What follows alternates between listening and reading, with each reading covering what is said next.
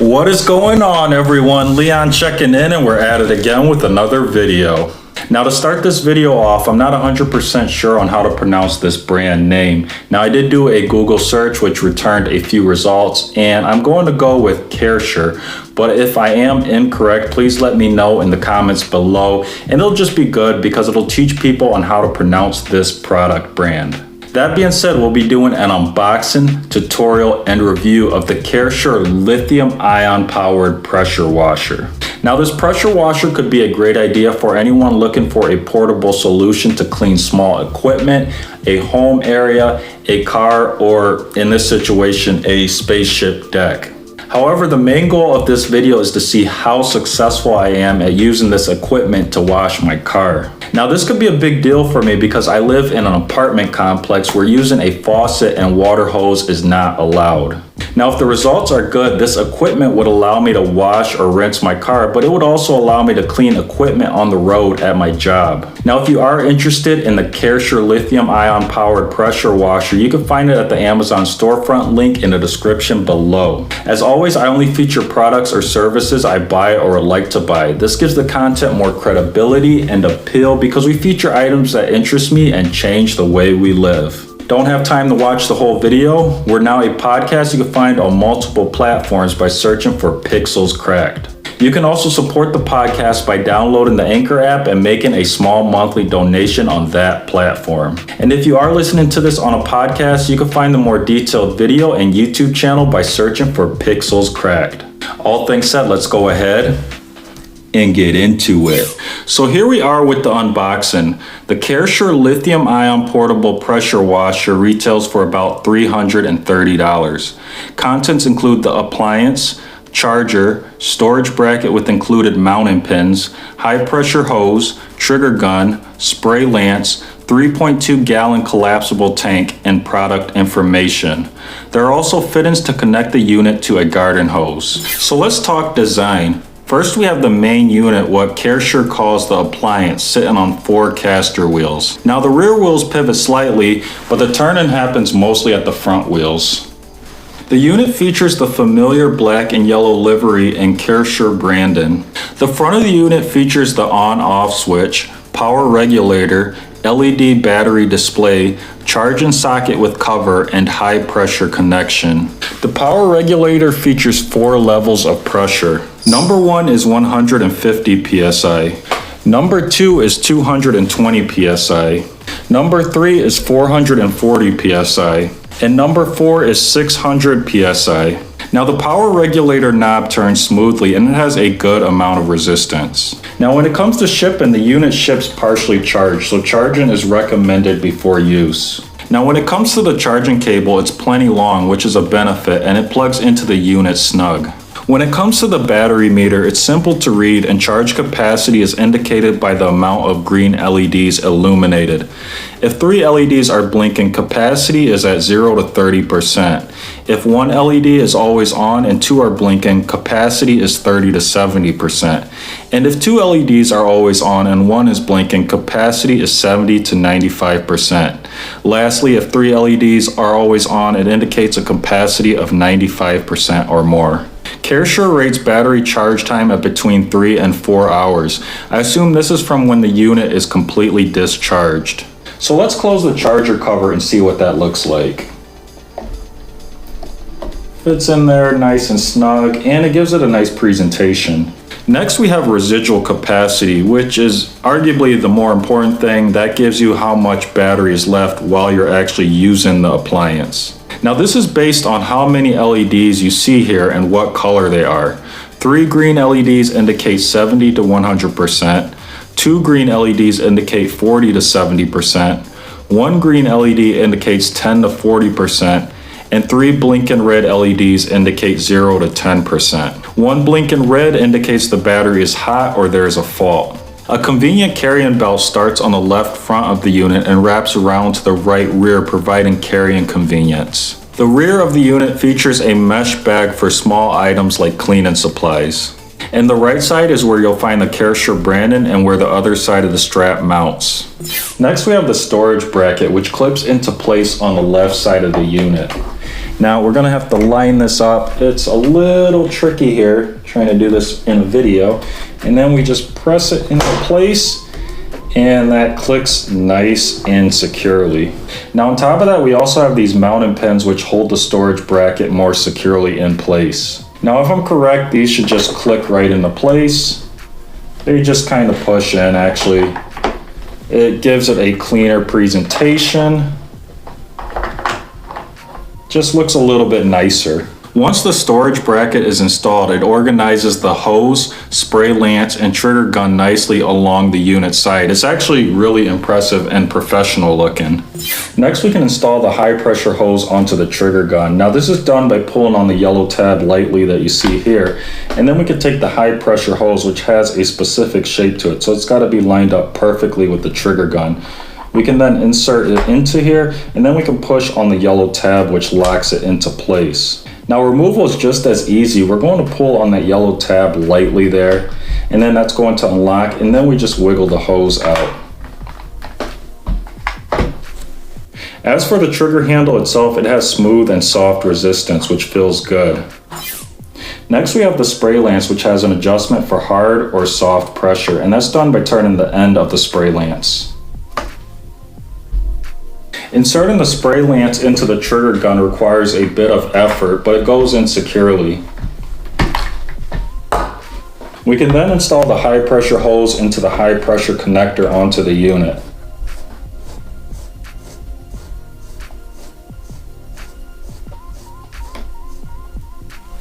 Now the next step is to expand the tank. Now in order to do so, you do want to remove the cap. Now in order to expand the tank, you will need a good grip on the base of the unit and the handle and a good amount of effort to pull on it to expand it. Now the nice thing about this tank is it is collapsible, which makes it perfect for storage. Now that we've expanded the tank, let's go ahead and fill it up.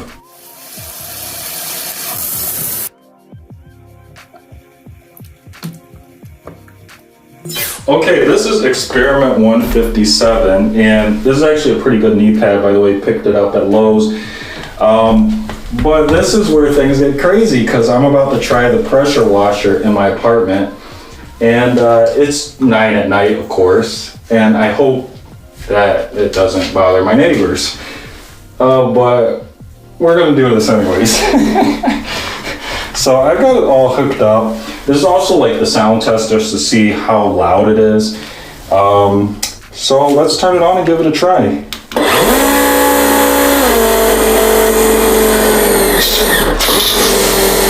Oh wow. It actually works pretty good. I'm gonna add a little more pressure. And it actually turns off the motor when you're not using it, and you hit the trigger, it comes back on. That's actually really nice. I'm gonna up the power here. Pressure is actually pretty good. I think it's actually gonna be good enough to rent off my car.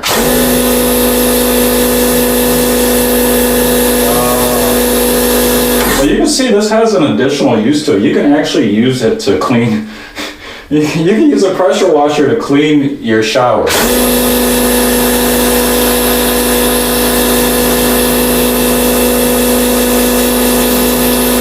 And it's actually not that bad for noise. It's really not bad at all. What time is it? We've got about 9:10, and I'm just gonna run it and see how long it takes to run out.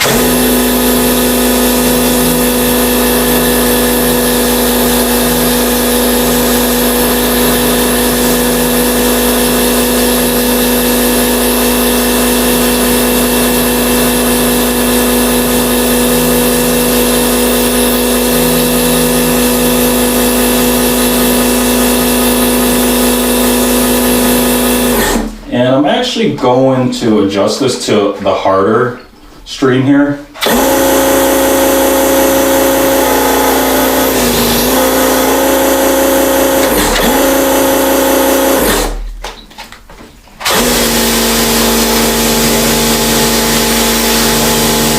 That's soft.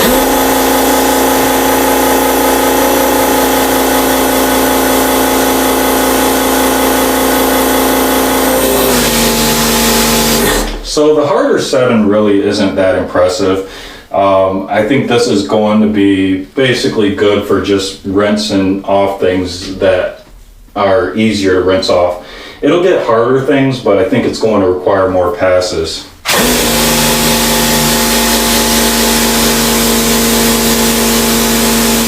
And there's like a shot of the stream there.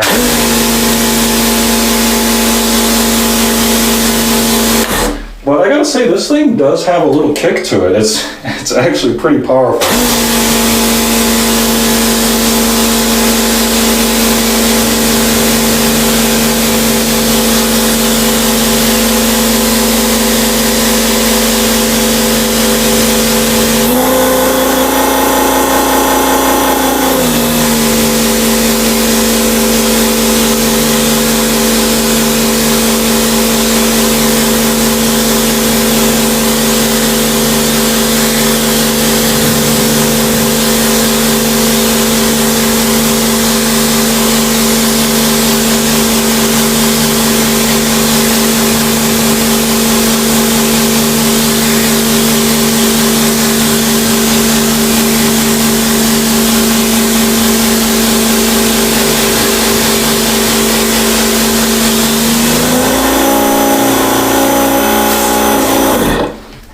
Okay, so we're out of water. The battery is definitely going long enough, but I would have to refill this tank, and that bought me about 4 minutes, maybe three or 4 minutes. I think that's reasonable considering the size of the tank.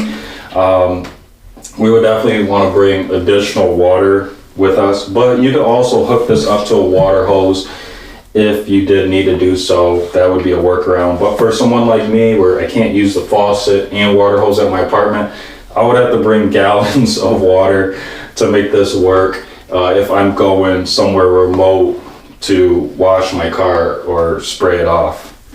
Overall, I'm pretty excited about it. It works really good, and I look forward to finishing this video and getting up the review. All right, so here we are with everything. I've got the pressure washer here. I just got to put it back together. And then I brought some extra water because we had that issue where we ran out of water prematurely, but the battery still lasted. So I think this is going to be enough to get us through 8 or 9 minutes of just rinsing off. Now, there's also a foam soap attachment you could put onto this. I'm going to be working on that.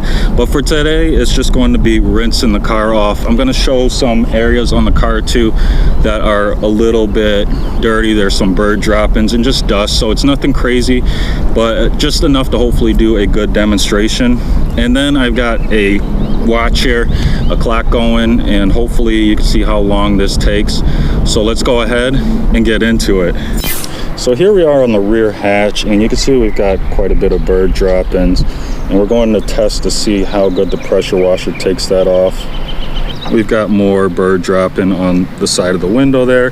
There's also a little bit of dust. It's probably hard to see in the video, but again, we're just rinsing this off, so it's not going to be anything phenomenal, but it should be able to get rid of the big stuff, especially the stuff on the hatch there.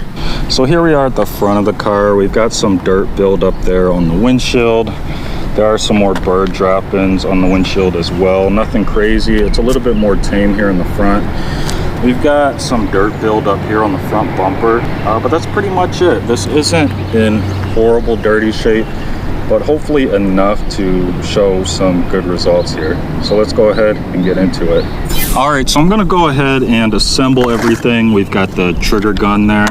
And I know I did this earlier, but I actually wanted to do another demonstration to actually show the assembly now that we're actually going to be doing this for real. I like this because everything goes together really easy. We're gonna steer this. This steers pretty good on pavement, and this is a kind of pavement where it's not exactly smooth. So we're gonna connect the high pressure hose to the unit. There we go. And then we're going to connect this portion here to the trigger gun, and then we're going to turn it on, And I think because we're dealing with the bird drop-ins, I'm going to start on the pressure regulator being on number 4. And then as we go along, as it starts to get cleaned up, maybe I can reduce it and use hopefully less water, make this last longer, and we'll go from there. Okay, so now I've got everything connected properly. Main thing before you start, make sure that you can actually straighten the hose out. I didn't do that previously, and you obviously can't go that far if the hose is wrapped around in such a way it can't extend. But we're going to go ahead and turn the unit on, and then we're going to give it a test shot here.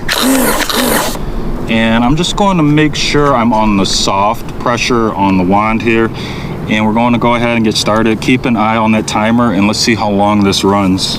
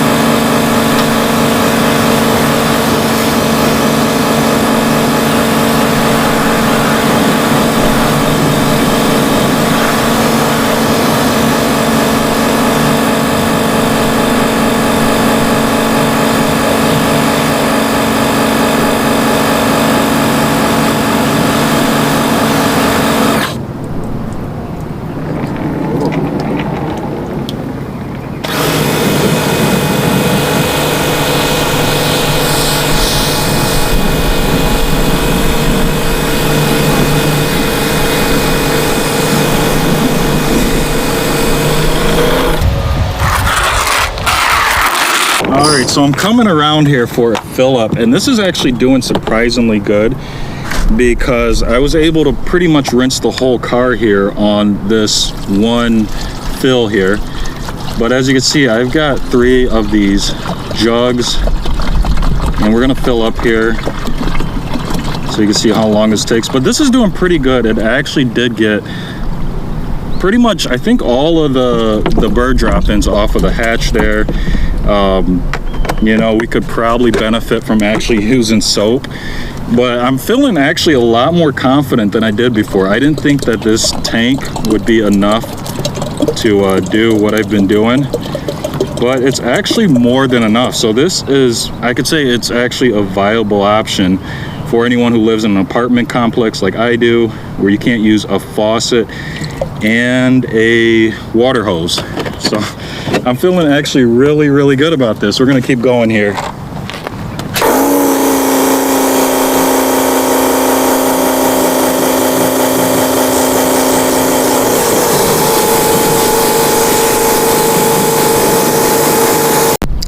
So anyways, I wanted to show the results here. You can see that all the bird droppings are gone.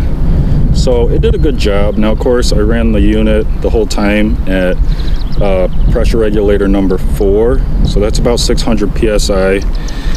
We've got most of the bird dropping taken off right there.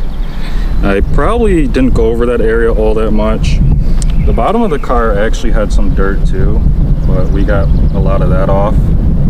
Again, this would be better if you actually did do a complete wash with soap, but so far the results are good. Then we got the front of the car here. A lot of the dirt came off there. The bird droppings that were on the other side, again, hard to see before, but it looks like it cleaned up pretty good there. We do have some dirt left still, but again, this is probably runoff from the top of the car. And then we have the front of the car. So we're just looking to see if a lot of the dirt came off here. It looks like a pretty good amount did come off, which I'm impressed by. So this actually looks pretty good. We had a lot of dirt in this area. It's pretty much gone. A lot of the other stuff would actually need to come off with a proper wash. So anyways, as you noticed, I couldn't record the whole wash in here.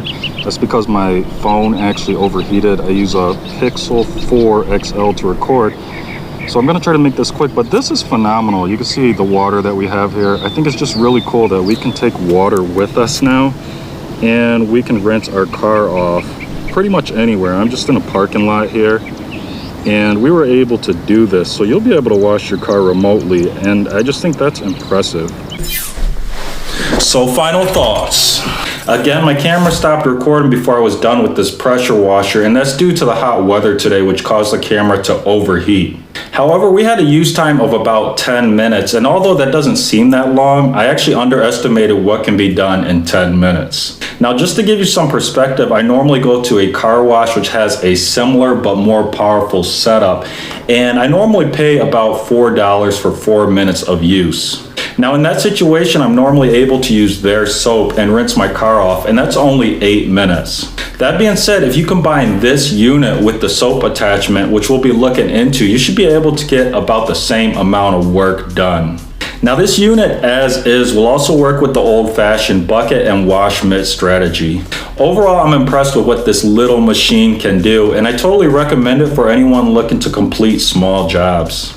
Of course, there are pressure washers with higher PSI and more performance, but this pressure washer is enough to wash my car at my apartment complex. Of course, this is going to be a little weird because I'm probably going to be the only one washing my car at my apartment complex. And that's what I plan to do. As you can see, I have this unit on the charger right now, and I plan to wash my car completely with the old-fashioned bucket and mitt strategy. And then after, I'm hoping to get a good wax in. This will be the first time of the year. That being said, this is certainly lit, life-improving technology in a small, organized package. So the wrap up here is this unit was well planned out, and it makes living in an apartment complex a little bit more bearable. So that is pretty much it for today's video. If you enjoyed it and found it useful, please leave a like. If you're watching this on YouTube and have any questions or comments, as always, drop those down below and I'll do my best to answer them. Now, there are 3 ways you can support the content. The first way is to click on the Amazon storefront link in the description below. There you'll find items that I have bought or would like to buy, and anything you buy from the storefront does support the content. The next way you can support the content is just by sharing this video with someone who might enjoy it or find it useful. And the last way you can support the content is just by clicking the subscribe or follow button. Now, liking and subscribing are important. Those are your ways to vote on whether you like the video or the podcast. Liking and subscribing are also important for new viewers and listeners. If new viewers and listeners see likes and subscribers, they're going to think that the content is helpful, worth watching, and listening to. So that is pretty much it. And until next time, Leon checking out.